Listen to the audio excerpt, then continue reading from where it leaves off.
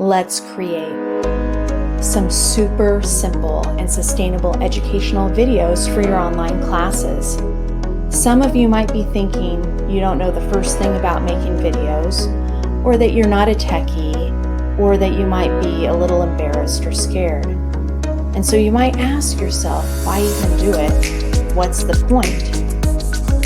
But the truth is that videos are a way to boost student engagement due to their multimodal nature.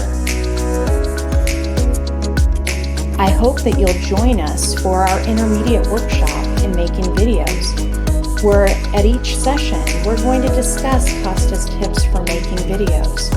We're going to actually practice making them, and then we'll discuss what works and what didn't. And then we'll try